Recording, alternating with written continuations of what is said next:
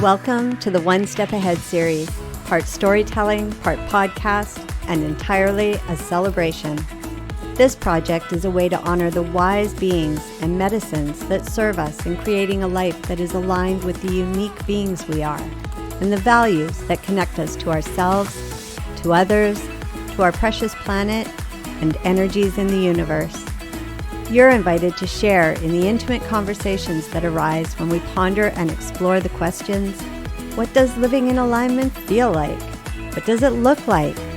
How do we find our way, and who are the guides that can help us discover and deepen our understanding of ourselves?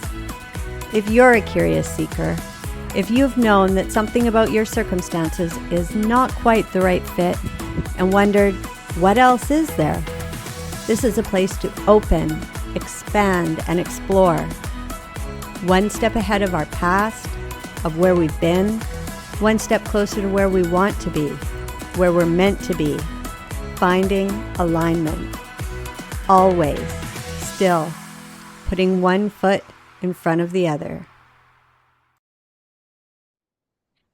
Welcome everyone. Welcome to my incredible co-host, Sabrina Shivitz, and to our incredible returning guest, Avalon Starlight, and to all of our sweet listeners and watchers.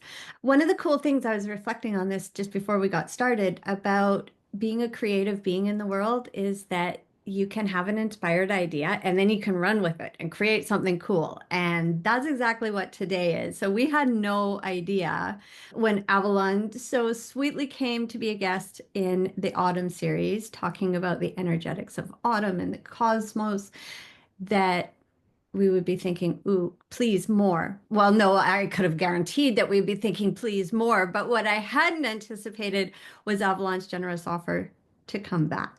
And so we are thrilled to have you. We're slowly starting to wind the series down. This particular incarnation of the series, I'm already breathing life into what it's going to look like moving forward, which feels really, really good.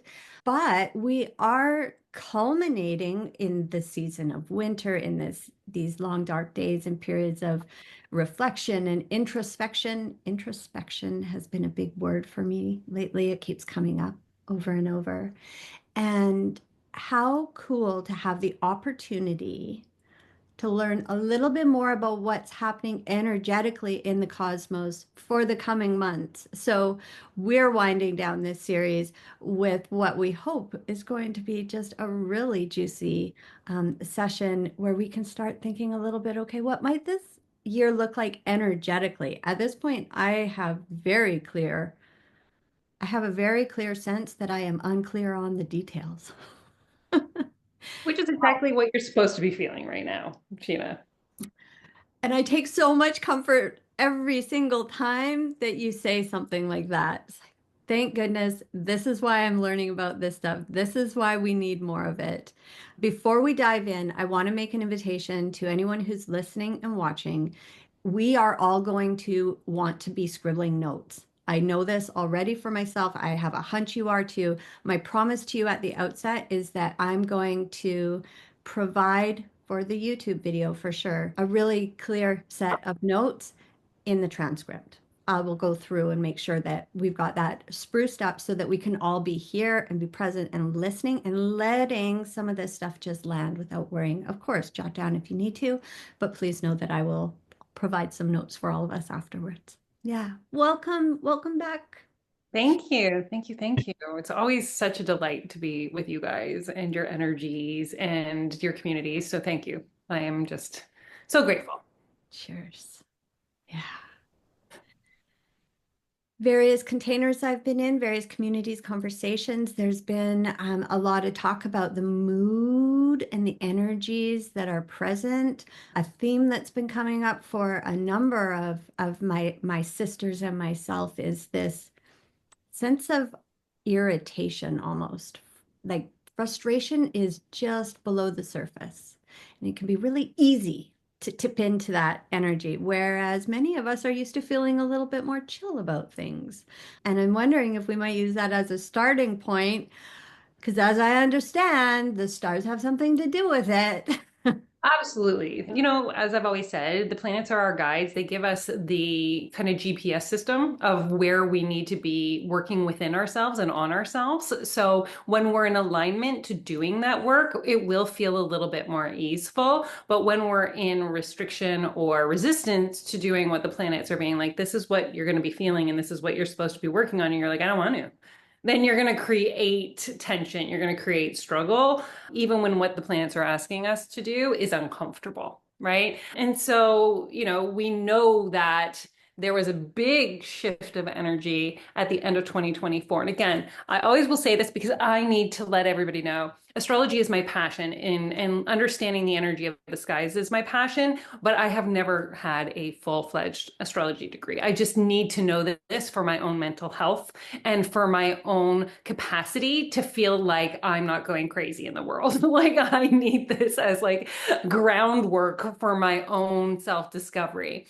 And so, when I think about things like there's planets that take 248 years to go through all the 12 zodiac signs, and that planet decides to shift a zodiac sign during my lifetime. It's going to maybe travel through three different zodiac signs that I'm going to be consciously aware of. And like when Pluto moved from Capricorn into Aquarius, that was one of those moments, right? Like this is once in a lifetimes for us. Like we won't experience Pluto going through all 12 zodiac signs. I don't think I'm going to live to 248. I just don't. I mean, you never know these days, but as far as I know, that's kind of not going to happen. And so at the end of 2024, we had that moment. We had that moment where Pluto changed a sign. And it went from a very like sturdy, strong, structured Capricorn, you know what I mean? Like Capricorn's like, we got this. We're gonna be like death rebirth is gonna feel really contained and wonderful and clean.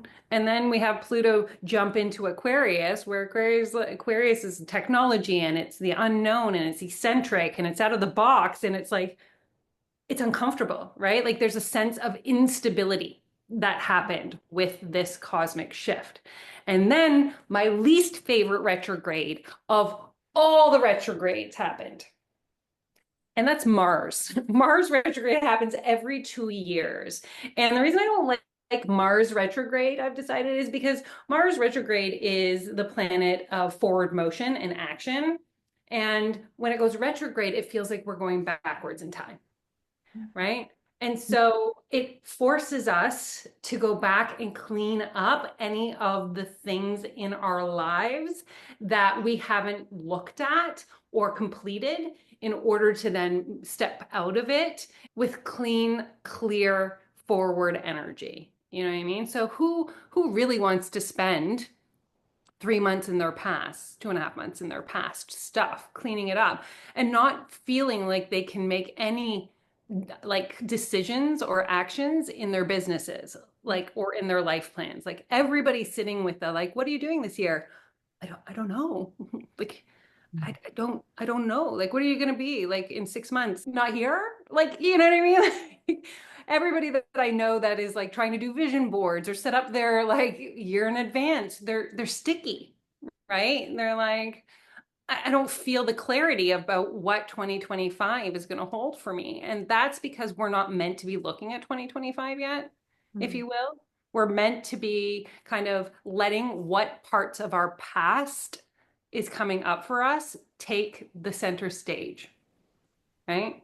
And that's going to look different for each sign. And I invite everybody to look at their own sign and their charts and figure that out. But the overall theme is like, where does that look like for you? And so an example for me, because I love to give examples, is that most people know I went no contact with my family, right? But I also haven't, I'm not mad at my own mother, but she was in an environment I wasn't capable of being in relationship to her. Then New Year's Eve, I get a message she's now in a place I can have relationship with her. On New Year's Day, I go see her, and we're having these healing conversations that I can't even begin to tell you have been something that I have not imagined could be possible.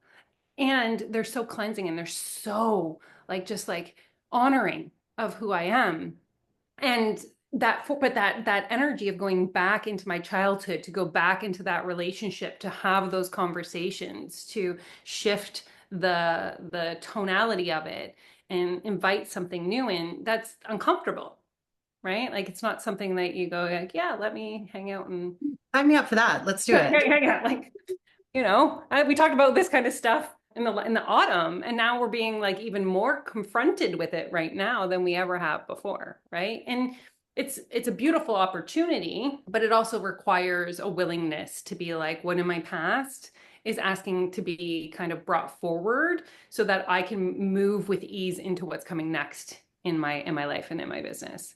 So, that could be an ex, that could be somebody who's passed on that you never grieved properly, right? Like it can be so many different things that you're just like, okay, let me sit and hang out with this for a bit. When I say that, do you guys have anything that comes up for you? Oh, right away. Can you tell me when did Mars go into retrograde? That's where I wanted to be like, I know, I wrote it down and I don't know where I had it. It was right at ah, the end of December because I think it was December. No, it's December 6th. Yeah, because Pluto went into Aquarius in November and Mars went retrograde December 6th. It will go forward on March 23rd. Look at you guys asked me for exact dates and my brain goes, I had it all memorized for that's you. okay.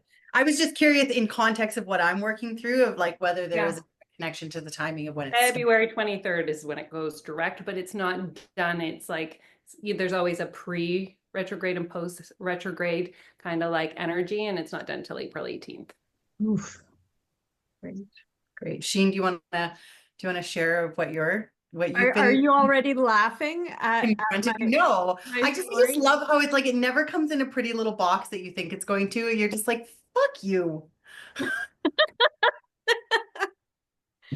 Yeah, I said it. I'm gonna just over and over. It's my motto. Thank you. I am so grateful to have this understanding. I'm laughing because I've been feeling this through and through, but also not open to what the planets were asking me to do. So I've been feeling the sucked back. I've been feeling so foggy and I've been really grappling with that because, of course, all of the messaging, right? Like, new year, new me, holidays are over, get back to it, hit the ground running. And I tried and I fell flat on my face a few times. And then I said, okay, I just need to slow the fuck down and accept that the energy that's here is not the energy that the typical Western working world needs me to have, which actually led to an interesting insight, but that's a different tangent.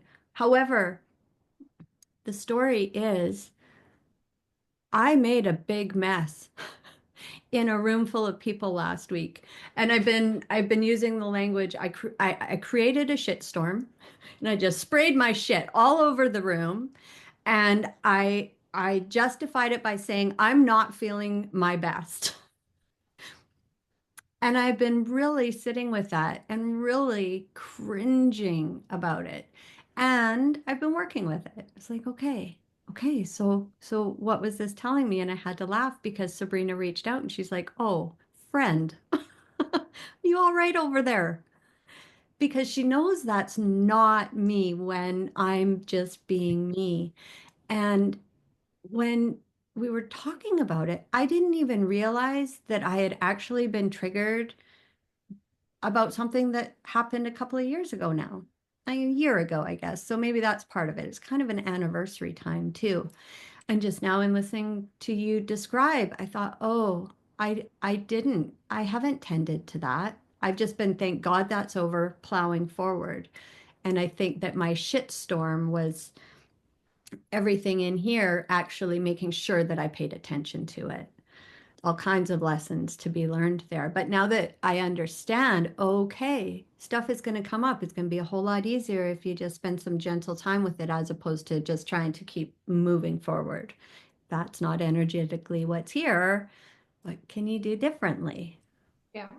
Yeah, right. And like, how do you like process through what happened at that time, like a year ago, right? Like, what does your energy need? What does your soul need? What does your heart need? What does your all of that like tend to her, right? Like I think we're so quick to push through. We just are, right? Like Mhm. there's just such a like urgency. Okay, ooh, that's uncomfortable. Next. Mhm. I'm really being called into like to up level ourselves and to follow up on the same story. Actually, a very dear friend was in that space with me. And while my words weren't intended for her, my energy literally slapped her across the face.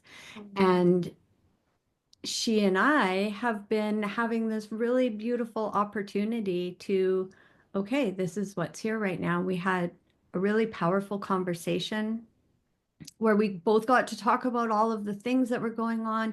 But what we celebrated most deeply was that we were willing to show up and have the conversation with each other, that we love and respect each other enough to know that whatever happened in the shitstorm is not actually a reflection of who we are in relationship with each other. And came out the other side kind of grateful to have had this growing pain, to feel stronger in our friendship on the other side of that, to have a better understanding of each other and how we move through when there's big energy. So it feels really nourishing now. But boy, has it been an icky experience. Yeah, Mhm. that darn Mars, I tell you. But blessings at the same time as you just messaged. Yeah, yeah, we just have to be open to being okay with it, having compassion around it for ourselves and for others, I think, and not to just get stuck in an energy of regret or beating up or getting stuck in the hard feelings without being able to tend to them or call on people in our circles to help us dip into it a little bit. 100%. I love that. What about you, Amazing. Sabrina? Oh, so much there. I think I can see it from two perspectives, and yet all coming down to a very similar thread of me having to really have firm boundaries and also speak up for myself, which, historically hasn't been a strong point of mine. Like if there's a conversation I can avoid, I would duck, dodge, and dive myself away from it. But that's not who I am anymore. And so I entered a container recently where I can now I can look back and reflect at all the reasons I stepped in. And I can hear that little voice that said, this is going to be an expensive lesson. Mhm. Mm. And there was moments throughout that really shone a light on the misalignment of it. And that part of me that was like, no, you want to be seen, you want to belong, just powered through until there was just so many glaringly obvious signs that it wasn't in alignment. And I think what really was noticeable for me in this period is it's forcing me to sit in that discomfort and to really go through my process of acknowledging the discomfort, noticing what's there. Why am I taking it personally? What's the old wound? Can you sit with your inner child? Like heal all of that. And then still say, okay, I can put all of that aside. And what do I actually need in this moment for me to get back on track with alignment? And most of the time, that's me advocating for myself. It's using my voice. And that's tricky. And so I found myself really doing that in a very articulate, professional way and still not being heard. And most importantly, the biggest wound is not being seen in that moment. And yeah, it sort of forced my hand to really address it. And I did so. And I think what really came through is, I'm doing all of the right things on my journey, on my healing, and these big fucking lessons come, and you're just like, come on. So I sat with that. It's like, it might be an expensive lesson. I don't know the answer to that yet. And I'm really grateful for the opportunity. I learned a lot about myself in the process. I learned a lot about spaces that I'm able to be held and that I'm not able to be held, and my expectations for myself and other people. But it was frustrating. It's been frustrating. And I think the biggest piece is like, Sheena and I like beat this to death. Is like when it's not in alignment, it takes up so much energy. So much. So like the moment that I decided, like, no, just own that this is not for you, even if it's going to cost you a lot of money to walk away from it, it's okay. And like the second that came through, it was like, oh, yeah, there's that space back. Can breathe. Mm-hmm. Yeah. Yeah, that tension we get to right before the release, right? Like it can build, but that's beautiful. I have also done some very expensive lessons in my life, Sabrina. Oh, I'm so glad to hear that I'm not the only one. Oh, mine were big. That was probably one of my biggest healings in my entire life was being wrapped up into an entrepreneurial spiritual cult. Oh, this, Yeah. yeah. Yeah, I totally drank the water and Mm, lost $500,000. golly. Yeah. So if I can share an expensive lesson that makes yours probably more bite-sized, you're like, oh. And I will also now say it was the best like expensive lesson that I ever learned. I broke up with the fact that I was addicted to narcissism, and even though I had stopped narcissism in my family and I had stopped narcissism in my relationships, I was still hiring people to fulfill that role in my life. And Oh, when I broke up with that coach, I felt that not just for me, but for my kids. Like I shed that ancestral tie so hard. I was like, that was what I had. That was the cost of it. I feel like that I can now say that was a very worthwhile cost. mm. Thank you for Oof. sharing. There's thoughts. There's so much percolating for me that I'm gonna have to sit with now that you've said that. Right? But like not like listen, it took me 2 years to grieve that decision. Like it Yeah, took me yeah. 2 years to be like, how did I let myself get in? Like, and then once you're in that, how did I let myself like be manipulated and told my own way of think like, you know what I mean? You become what the other person expects Absolutely. you as. And like it was like, how did I do that? Right. And then there's the forgiveness and there's so many things to get Yeah. to the place where I'm like, thank God I did it. Holy shit. I can't even imagine what my life would be or who would be in my field if I hadn't. I think it's interesting that when you start to detach yourself from the relationship with the narcissist, that you can start to observe how much your inner dialogue is still them.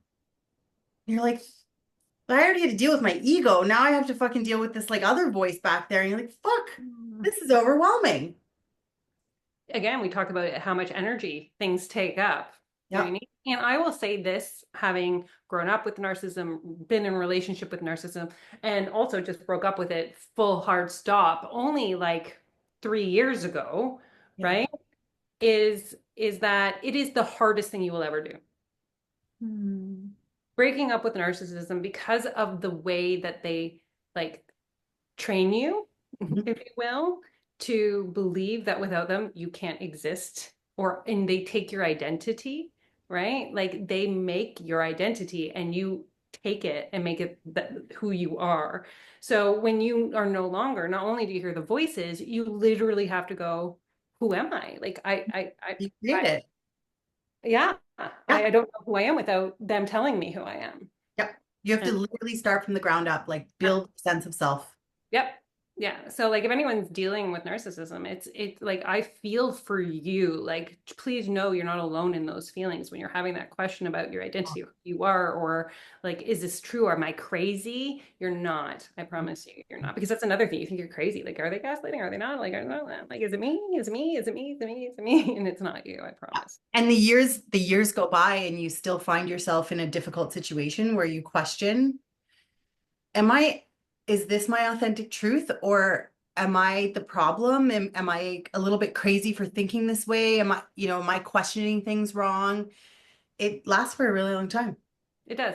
It does. I think personally, because it was in my life for so long, I think I'll skate the edge of it Yeah. in this lifetime. You know what I mean? Like, I don't think one day I'll just be like, let me just tell you. Right? Like, when you go 40 something years and that's all you know, Yeah. and you do all the healing while you're in those relationships, right? Like, it's not like you're not doing the work.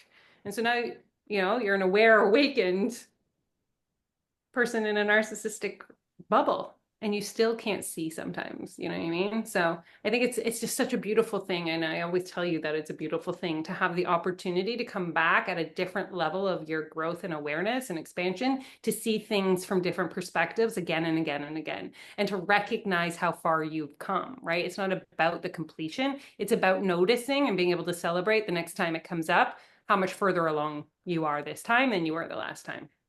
Absolutely. Oh, so much power in that. Mhm. Mhm. I don't know how many people say, I thought I dealt with that. I literally explained that to a client, walked away today, and I just said, please, if you're going to take one thing away from today's session, is like the reminder that the healing work isn't done. Like you're going into an integration stage, but the next time something deep comes up and you go back into the dark night of the soul or whatever you want to call it, it's going to be the same shit you have to heal. It's you're just peeling off a new layer of the onion and you're going in deeper. And that's the journey. That's being human. That's the discovery of self. Literally, that is the discovery of self. Like that level of onion you just peeled off helps you become more of your true self. Yes, Yeah. That's the work. That's what we chose. That's why we're on Earth.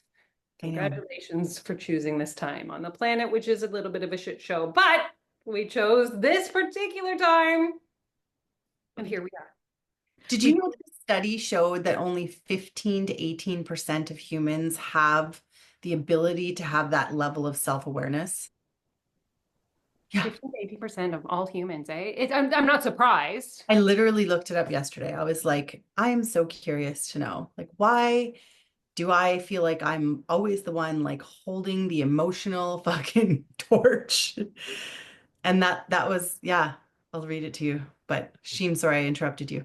No, I was just celebrating the nature of peeling back those layers. While it can sound very daunting, the Mhm. other cool thing is that with each layer that we go through, we like up level our skills and capacity for whatever we're going to find on the next layer. And so we're not flying through all the layers, looking at all the gunk and trying to solve all of the problems, but we do it bit by bit. And as we're capable and as we're ready to find the wisdom that waits for us there too.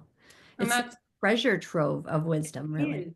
You know, I think that every time we get to that level of growth, right, then we're shown what box we have to unpack within ourselves in order to create the space for the next level of expansion and advancement, right? Like that is how it works, right? Like, oh, you now, like, even let's just say my friend's like, let me fly you out, let me stay at this beautiful, this is not a fake picture, that's the real backdrop of where I'm staying, right? Here, stay in my house, just take care of this cute little dog that's beside me, who I love, who's my actual god dog, you know, have access to all this stuff. I'm getting paid from my job to be here. And it's like, can we receive also that level of blessing and that level of good without creating some sort of obstacle or block or way that this doesn't get to be such a powerful, potent experience? And I think that when we do have these opportunities, whether it's like a free vacation, or we have like different things, that we will have something come up. Like that's when we're trying to create a problem when there isn't one. That if we notice that we're creating a problem when there isn't one, that's going to shine a light on the work that we're here to do too. Yeah, I'll read you. It says research by psychologist Dr. Tasha Urich found that 95% of people think they're self-aware, but only 10 to 15% actually meet the criteria for being truly self-aware.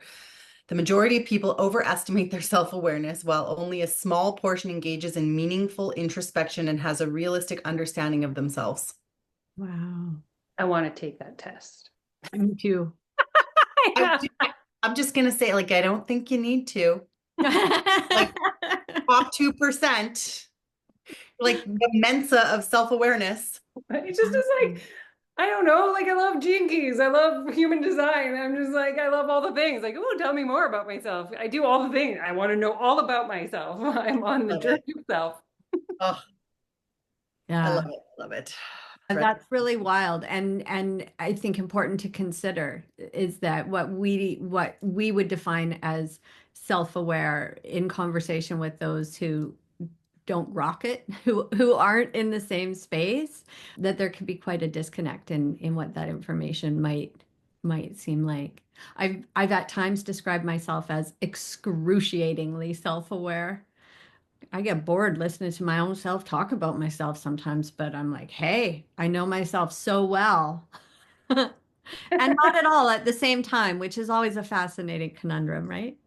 Sometimes I don't know if it's necessarily good I know myself this well, but Yeah. I, Ah, I do want to talk about a couple more things because I know we have a time yes. The that we need to go. conversation is, And I want to give everybody listening some beautiful shares about what's coming up astrologically because we're in a year that it's just we will never experience anything like this ever again. So you had sent me something and you're like, give me a word of the year. Like tell me what the word's going to be. And immediately I knew it was transformation. Like 2025 is a year for transformation because we have four of our outlier planets that take anywhere from 248 to 3 years to travel through different zodiacs. And four of them are all changing zodiacs between Pluto and Aquarius till about February of 2026. And so what happens is that while they're preparing us for their actual full transfer into their new sign, we get to sample it in 2025. That So sounds really comfortable. it kind of is because this is like two of them are in Pisces. oh, So we have Saturn and Neptune that will be conjunct in Pisces in 2025, meaning they're like sitting together in the last final stages of Pisces, which, as far as I know, hasn't happened since 1848. And also, we have the North Node in Pisces right now. We just flipped last weekend from it being in Aries to Pisces. And the North and South Node are like our fates and destinies, and we feel the most during eclipses. And so, well, I think last time we talked about how when it was in Aries and Libra, it was like, who am I in relationship to other people? Like, what do I feel is my role or my place? Well, now that we've shifted into Pisces, so we'll have Pisces, Neptune, Saturn, I believe Venus, all like kind of hanging out in the last few degrees of Pisces together. And at some point, Saturn and Neptune will dip into Aries and dip back out in 2025. But like we are being like how do I put this? So we'll start with the North Node in Pisces and the South Node being in, oh wow, I can't even do my thing here. Virgo. We are looking at this as being like, if I'm being straight, we are going to be forced to give up our rigidity and really surrender control through this next year and a half. This is going to come up a lot for us. We're to lean into our intuition, to trust our gut instincts, to, really put the models and the structures of like it's got to be a process and it's got to be all of this hardship away and really just believe that whatever we're being guided to is the right thing for us. And that's not a natural state for most of us. Most of us want the how, right? Like, how do I get this done? How is this going to work? How am I going to, what's the process? What are my 3 steps, 10 steps, 13 steps? Doesn't matter, right? And during the next year and a half, we're going to be told over and over again and shown over again that we just have to let the grip go, let the grip go, let the grip go, and trust that and surrender and all of that. And then on top of that, we've got Saturn and Neptune also in this last degree of Pisces, which is going to force us to be really comfortable with endings, right? Like, but the endings can sometimes feel abrupt. And those endings can be something like I did a breath work when I first got to the island. I'm like, kick me off, breath work with my favorite astrologer, who is where most of my information comes from, Virginia Rosenberg. I love her. Like, I take all her live stuff. Like, I suggest her as an astrologer to everyone. And so I did this, like, she talked about the Pisces and Virgo shift of the North and South Node. And then I did this breath work. And in this breath work, there was a tether, and I had to let go of this tether. And the tether was my childhood dreams, right? And I was like crying because, like, what do you mean? When we're in this the illusion, because my childhood dream was I wanted to be famous and on TV, Like that was my dream. Like, so it was always there. I was in school plays, I was doing all these kinds of things, right? But in the next season of my life, that's not, being on TV is not what I need to be focusing on, which, you know what I mean, is a thing. But like, we're going to get these abrupt feelings or things that you may be going for or striving for that are just going to come to a complete closure. And you just have to be willing again to let it go. So it could be like, oh, maybe I'll do it later. No, you're not. Just let it go. You know what I mean? Like it's got to be abrupt. Now that can come. Sabrina. I'm just absorbing it all. Okay. Felt that one land a little You bit. know you did. Right. And you know, there's other things that are going to be like brought forward. So it could be that, let's just say you have an addiction, right? So whether it's gambling, alcohol, sex, shopping, spirituality, the gym, excess exercise, whatever it is, something can come up this year that will force you to face it in an uncomfortable way, like an abrupt closure, abrupt end, but that doesn't always look pretty, right? Disillusionment doesn't look pretty. And there's going to be a lot of that. Like there will be highlights this year on the, like, I talk about cults pretty openly now. Anybody who tries to manipulate you into believing their way of thinking and doesn't listen to the way that you articulate or even give you your voice within any kind of structure is cult-like. Right? Like when you take the voice of a mass and everybody has to follow that voice, just be weary of that. That's going to come up this year. Right? So if you have been disillusioned into a community that is, you know, plying you with, it has to be done this way and only this way in order for you to have success, in order for you to move forward, in order, and you've been in that energy and kind of like blindly following, you'll be forced to face that this year. Now, that's the hardship of 2025. That's where transformation can go, because death or those endings can feel hard in the moment that they're happening, right? But at the other side of that is the rebirth side. It's the opportunity for change. It's the opportunity for something new. But again, how many people are like, oh, change, hook me up, sign me up for something that's way different than what I know, right? Like that's not necessarily everybody's first choice. This is an essential part of life, but who like, you know what I mean? Like we don't usually sign up on like front row, like, oh, is this a train to change? Can I just like get on first? Can I be the first one to buy the ticket and get on board and get to this destination I don't know anything about, that I have no control over what it's going to look like, feel like, or experience? Yeah, like that's my favorite. Most people don't do that, right? So Unless you're addicted to the chaos, you might do that. right. There's a great book. I think I spoke about it last time, The Mountain Is You by Brianna Weiss, when she was talking about the self-sabotage. And I was like, oh shit, I'm an uprooter. That's creating that chaos when things are going good and like it stuff. So that's the kind of like the part of 2025. But the cool part, the really cool part with everything being on these last little fringes, first of all, Neptune and Saturn being conjunct is a harmony. Right? They're not opposing each other. They're snuggled. They're in love.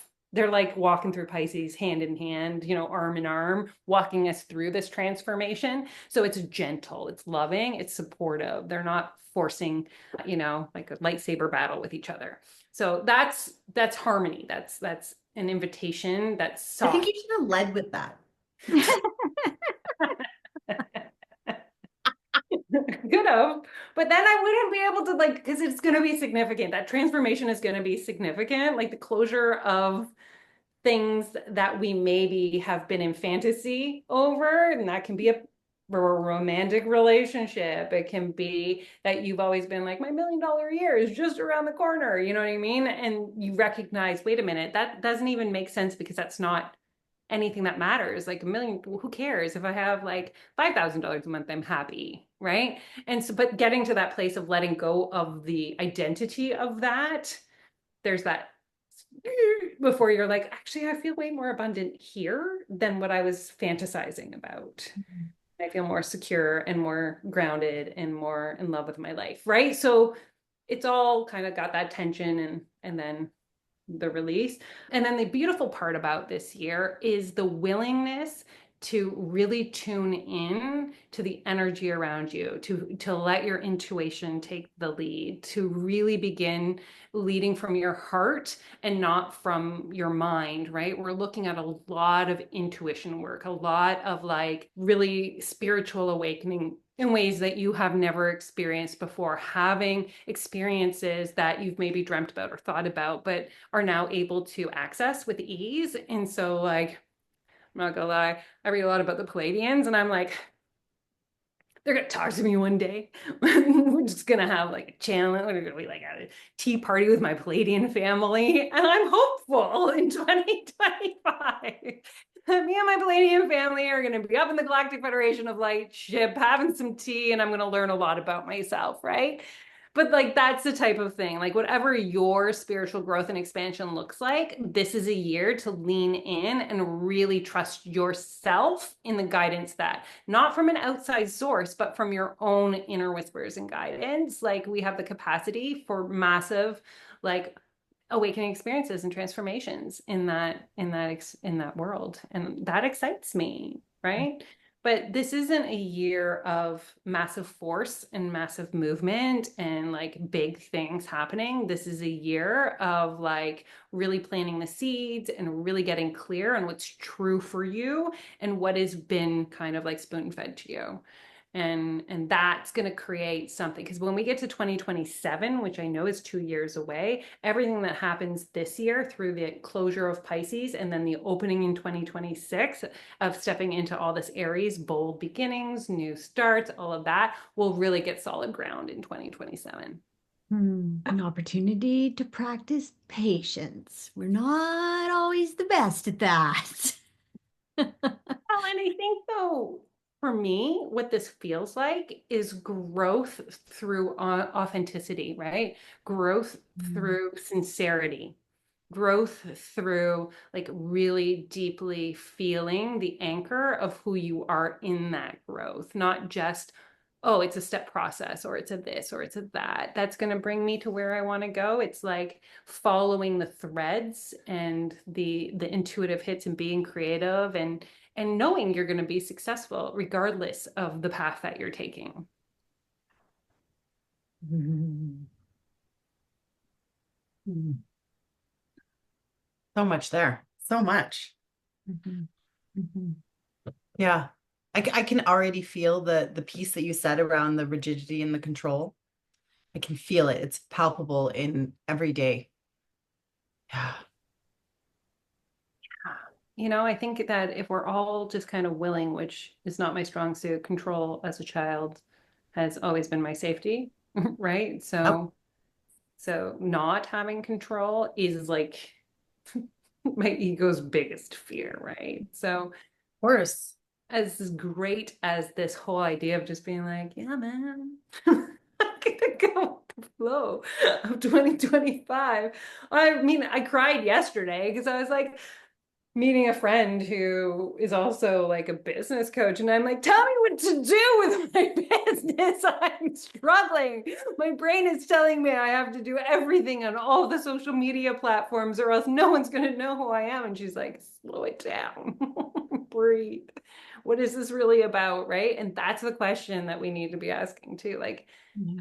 where is that urgency coming from? That need to be in control? What is it really about? What is the emotion underneath that? I don't like that question, but it's always a very good question. And it's always rooted in fear, like all of it. Mhm. Yeah. And so much changes when you become so acutely aware of that, of like, oh, control. Oh, hi, fear. Mhm. And it's worth dipping in and exploring where is the fear coming from? What are we fearful of? I know for myself, more often than not, there's some sort of judgment or expectation that I've not placed on myself, but I'm fearful of not measuring up to it. Mm. So, what is the fear telling us? Because that's where knowing that is what's going to help us kind of expedite some of Yeah. those growth spurts. I think of it different. I'm like, I'm the one who actually placed the expectation on myself, but the story as to why I need to get there isn't mine. Mhm. Mm. right? Whether it's like, I need to be at the gym 5 times a week, or whether I need to have X amount of revenue in my business this month. Like, yeah, I set that goal, that expectation that I'm going to get there, but what's the story behind like why do I actually need to do that? That's Mhm. important shit to wade through. Mhm. It is because like the thing is like having an intention or an idea of what you want is also important, right? Like, of course, we want to have health and wellness goals and business goals and all those kinds of things. But like, if we use them to like harm ourselves afterwards, like that's not really supporting who we are. It's like, where's that line? Like for me, I have to give really open goals. I can't have specific goals. Like it can be like, oh, I'm going to call in 3 new clients this month. Let's just say that's, and where they come from or how they come and in what form they come, that's open to the universe. Yeah. And I have to celebrate. And this was a big thing for me in terms of like understanding abundance is like, I have to understand that everything carries the same energy. Like if I find a dime on the ground and I pick that dime up, that dime carries the same energy as $1 million. It's still money finding its way to me, regardless of the amount. And when you can start to see that level of abundance. So I've had to let go and release, like, because I used to do like the absolute goals, like these things need to occur in order for there to be. And then I was like, wow, Mhm. I am an asshole to myself if I don't do them. And now I'm just like these like open, this is the energy or the desire. And some people need more firm goals. I am not against firm goals. It's interesting. We spoke our last couple of guests, we spoke about Gretchen Rubin and her, do you remember what they're called, Sheen? Or tendencies. The four Yeah. tendencies. Have you Oh done yeah. that? Oh yeah, I've done that. Come on. Remember we just in the beginning when I'm like, I like all the things that tell me who I am more about Are you myself? the rebel? No. What are you? I'm the one who meets internal and external obligations with ease. I know the other three. There's the obliger, there's the rebel, there's the Questioner. questioner, and then there's me. I think it starts with an E. I can't remember that one for some No. reason. Yeah. Yeah, I have like if I say I'm going to do something, I'll do it. I don't find any discomfort in having tasks to do. I did it originally. I was the questioner. I redid it after our conversation, and I was not surprised to find out that I'm a rebel. Yeah. Same. Yeah, I was like, You guys, interesting. I might be a now this is going to bug me. Well, I I like don't the reason that I know what even I bring it up am. is like I kind of wonder if we reveal more parts of ourselves as we delayer, because the part of me, I'm still very much a questioner. That is very clear. But the more I know myself, the more truth I stand in, the more I'm like, fuck that, I'm doing it my way. And which is why I couldn't stay in this program anymore, because I was like, how many times am I going to need to learn the lesson of like, no, to your point of everything you just said, I cannot put myself in this little box of rules. Mhm. Can't, That was the, can't breathe in here. I know. I'm an upholder. Ah, you're an yes. upholder. Yeah. Really? I'm Yeah. surprised. It's no, I'm not surprised because I've always been like, somebody's like, do the thing. I'm like, okay. And then, like, you know what I mean? I don't need any, like, have you done the thing? It's like, it's always done. Like, I'll use my other job because I have 2 jobs, my personal training job. And it's like, my boss never has to ask me if any of the like future forecasting or different things are done. Like, I just do it. I do it not because it's expected, but because I like to just have things done. Like, and like people think I'm one of the most organized people because I am. Because like just doing the organized, like I just it feels really comfortable and easy. So like it's like, oh, I'm gonna go to the gym 3 times this week. Okay. And then I go to the gym 3 times that week. So like I like being an upholder. I think it's great. You know, I don't need any outside force to get me to do the thing. It Mm, sounds actually like it would be quite helpful sometimes.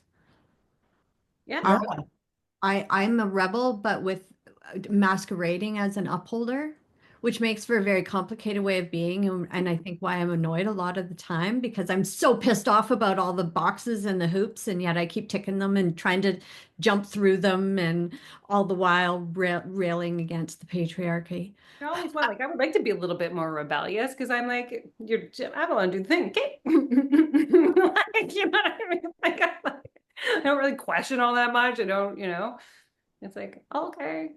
Ideally, we just have a beautiful combination of all of these things, right? That we I figure think out we do. how. I think we do either way. One is just a bit more dominant. And to your point, Sheen, when I was working in the wealth management world, I definitely would have been an upholder with like a more percentage of questioner, and then a small part of me was still a rebel, and I was like silently like, "Fuck you, fuckers."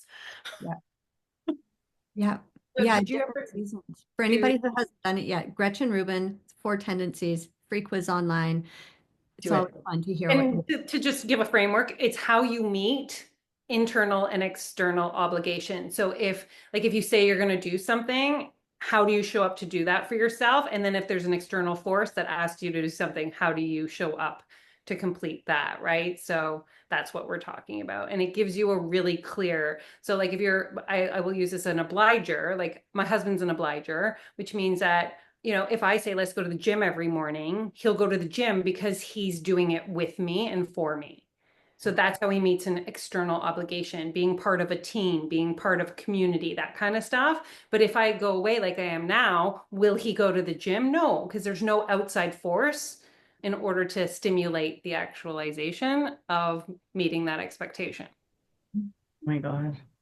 Interesting. It's Yeah. I fascinating. can think back to moments in my life where I was like, okay, I'm going to do that thing. And then someone was like, hey, you should do that thing. And I was like, I'm not doing that thing. My son's a rebel. That's how he is. Yeah. Yeah. Yeah. So I know we have like 4 minutes. Yeah. So I'm like, I'm so aware because again of my upholderness, I'm like, I'm like, I want to make sure Sabrina gets to where Sabrina goes. And if you have questions about everything that I asked about the astrology. Um, I don't have any questions. That's unusual. They're just such cool insights into how to be with what has already been feeling like kind of funky energy. And one of the themes that comes up time and again is stay curious. If we can use 2025 to practice being like soft in our being soft and receptive and curious, that to me sounds like an incredibly transformative year. A lot of the messaging that I've been seeing is like 25 is going to be a big year. 25 is a big year. And I've been looking really externally for what it is that's going to affect my life or come into my life or come true in my life as that really big reward or big transformation. But I have a hunch it's going to be far more internal, and it's probably going to manifest in ways like confidence, self-assurance, equanimity, expansion into opportunities and possibilities that we had no idea we were going to fall in love with, but staying open to it now, looking at the pieces we need to look at so that they don't get in our way when those other beautiful pieces start flowing. It sounds delicious. Like it sounds like it's going to be kind of brutal, but beautifully brutal, like butterfly transformation, beautiful. I agree. And I just need to like also tap on here, like prosperity is ours regardless of what is happening outside, like whether we're struggling, whether we're not, whether we're going through this transformation or not. So prosperity is our birthright, like that is our natural state. So know that abundance is already coming to you no matter what this year looks like, right? Like I just want to like clean if you're like, oh, my business isn't going to take off this year. That's not true. That's not what we're saying. We're saying it can be a lot easier if you just follow the GPS of the year. The GPS of the Thank year. So you. good. Yeah. Fully respecting time, Ms. Avalon, is there a space in this wild, wild internet world where we can tune in to hear from you throughout the year? Do you have anything going on that way? I would love, because where I want to place my energy in 2025 for creativity purposes is in my email. So if I can give you a link to join my email list and place that below, like I don't love social media. I've talked about this. It's just not, it's a little overstimulating and it's like everybody else's opinions. So I just really love email because I'm a writer and it gives me an outlet and I'll tell you all these things Perfect. and Thank you. you receive it in your inbox. Thank Perfect. you. I'm Um, so interested. Can people work with you one-on-one if you are like if they're looking for intuitive astrological guidance? So what happens is I have two offerings right now is I do energy diagnostics. So one of the things that is my gift is to go into people's energy bodies, and their energy uses me as a conduit to talk to them. And so if you want to know what's happening in your energy, so you have clarity on what to be placing, what your attention on what box in order to unpack for expansion, an energy diagnostic is what you would want to sign up for. And then if you want to work with me in a container to do that work together, because there's tools and practices and ways that we can like make 3 months, like go through that really quickly, kind of like accelerate that expansion, then I hold those spaces. And I think I'm going to play with doing equinox and seasonal events as well. So that Great. I have a link to those as well. But yeah, I'm so here for the human to understand themselves better. And God bless gave me the gift to go in and be able to make it easy for you to hear what your own energy wants you to know. thank you. And why don't I give like a discount code for anyone who listens to the podcast? We would Yay. love that. Thank you. No problem. Yay. I was like, hey, that would be so fun. I'll do that Yeah. as well. Oh, Beautiful. that sounds so good because I know I want more. I need more. I feel like I'm just starting to really tap into it, and I'm really curious, not to like dive headfirst in, but just to really watch the flow of things because it truly is magical to have a little bit of insight into what's happening cosmically and how that's sometimes I just say, it's affecting our energy. No, sometimes it is truly running the show, and having understanding brings some comfort. Before we officially wind things down, I'm pushing my luck, stretching it a little bit. Sabrina, would you Yes. please share what's on your whiteboard this I afternoon? preface with I've had some like really powerful sessions with clients starting out the new year, and I just felt like I needed to say this. So this is my quote. What shifts if you reconcile that you are a living, breathing miracle here for a reason, and your existence is nothing short of extraordinary? Hmm. And just that, Just that that. is more than enough. Yeah. Mm. Drinking that Yeah. Thank you, in. thank you, thank you, thank you, thank you, thank you. Yeah. This has been truly an incredible gift. Thank you for your time, Ms. Avalon. Thank you, thank you, thank you for giving. Look, my heart feels just a little bit soothed. I'll be very, very honest with you. And I feel just a lot more accepting of the fog that's meant to be here right now. I trust that I will find exactly what I need in the fog instead of Going fighting my back, way to get to the other side. just going back to clean things up so that when we step forward, we have such clarity. And the beautiful thing is, if we do a little bit of cleaning every once in a while, it's never a giant job. Mhm. So, yeah, on that note, thank you so much to everyone who's been listening. Thank you, Sabrina, as always, Avalon, for your time, for your generosity and conversation. This has been so good. Thank you, thank you, thank you. Love you guys. Love you.